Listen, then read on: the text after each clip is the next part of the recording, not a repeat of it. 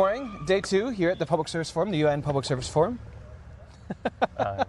Day 2 here at the UN Public Service Forum in Samarkand.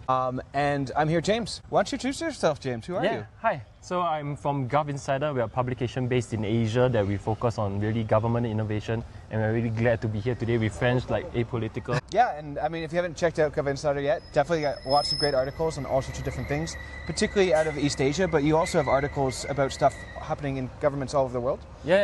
So a good friend of mine, Yogesh, has actually been a long-time writer for GovInsiders as well. But today, this is day 2, but before we get to day 2, we already had our first day here. James, do you have any key takeaways from your first day?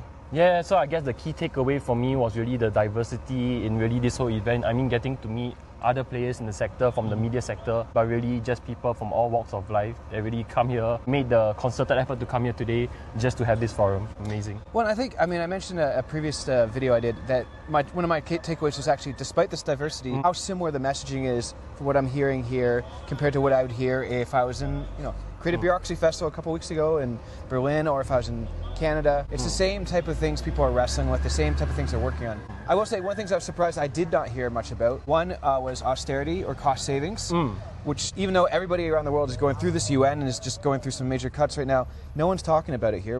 The other thing is there was no real talk about conflict, which I found particularly surprising because the world is full of conflict right now, and if you're paying attention to the news, there's a lot happening, and that hasn't been talked about. It's been mainly focused on the positive, mainly focused on opportunities around innovation, around digital transformation. But I'm really curious to see what happens today, where we go deeper. Do you have any question or thing that you're going to be looking at today? Yeah, I guess like what you mentioned, there's a lot of things that are on the table, a lot of things that to be discussed. I think what really stands out for me is how we filter all these experiences back in our own context. And I think the really key word is appreciation, how we come to appreciate all the similarities and differences at times. Amazing. Well, looking forward to video number 2 tomorrow. Thank you so much.